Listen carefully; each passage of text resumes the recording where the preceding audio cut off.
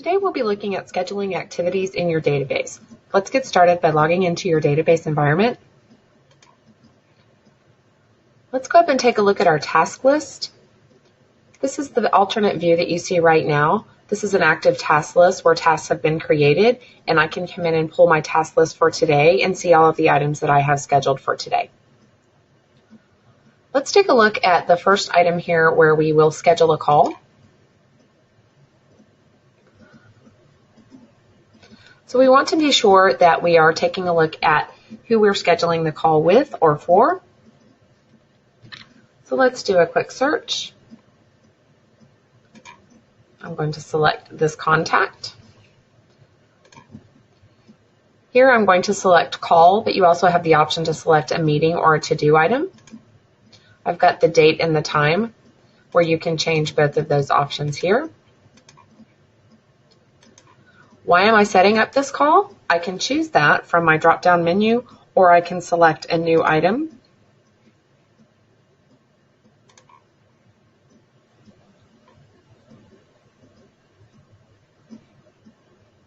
So you see all of your options here. So I'm just simply going to select the follow-up call.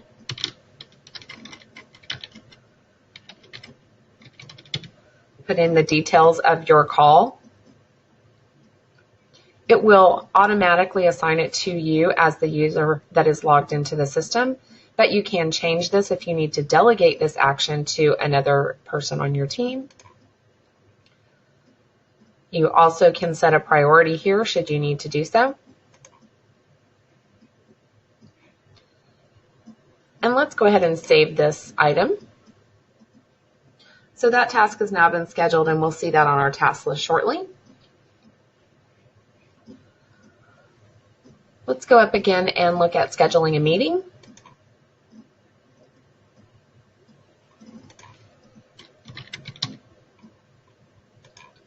Again, you want to associate the contact here that you want to schedule the meeting for.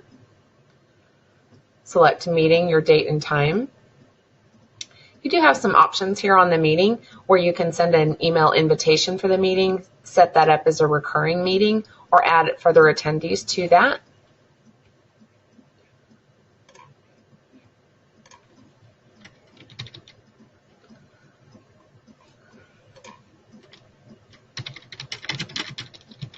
As you can see here, I've selected my reason for the meeting, put in some notes and details here. Now what I'd like to do is I'd like to save this, and I'd also like to send an invite to the people that I want to attend. So once I've done that, this will then open up my email tool where I can submit an email to all or anyone else on the meeting that I select. Here you can also select from any pre-existing templates that you've created in your database should you want to use that.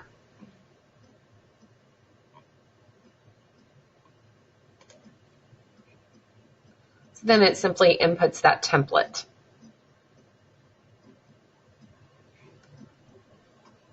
And then we're just going to send that message off. So let's return up here to our task menu and look at creating a to-do item. Same format. You still need to associate this with a contact. Typically, to-do items are something that you want to put on your to-do list for yourself. So I'm just going to select schedule that for myself.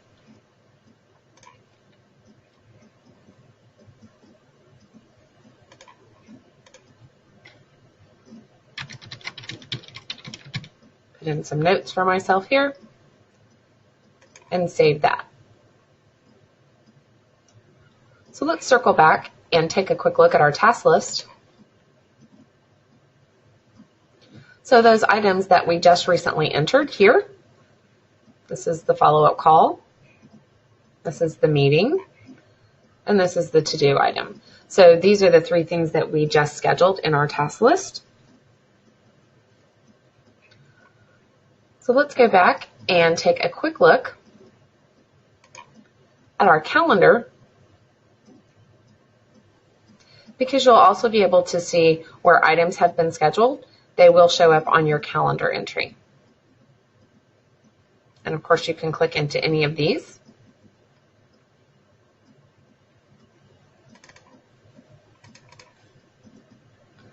and that will open up the task or item that you scheduled for yourself, the activity you scheduled for yourself on your task list, but it will open it up and show you the detail.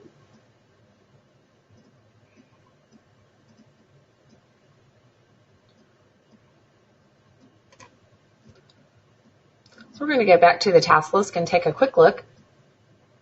You can also open up any of these items directly from your task list. You can complete those tasks here.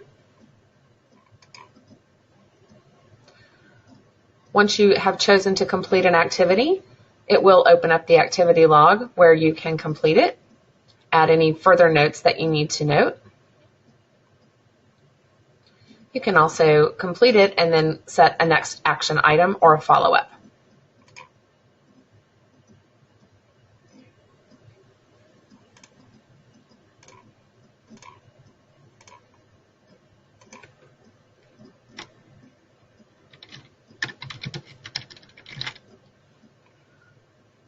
So I'm simply creating a follow-up for my activity that I just closed out.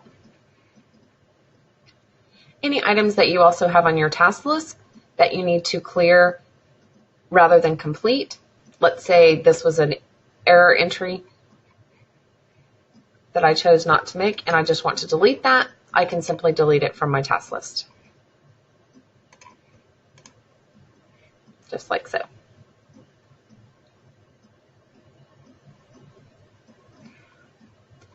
The view here in your task list is also something that you can reset should you need to be able to do so. Right here, you can choose the columns of data that you wish to view. You can also rearrange this. So I'm just going to add a column over here, and I want that column to be all the way at the top, or the first column that I see in my data. So once I've done that, I'm going to save it. And now I can see that data column right here that I just added. If you have any other questions regarding scheduling activities, please don't hesitate to reach out to us via chat from your database, support@salesnexus.com, or check us out on our website at salesnexus.com, and our support function there will also allow you to find resources that will be very helpful. Thanks for looking at our video today.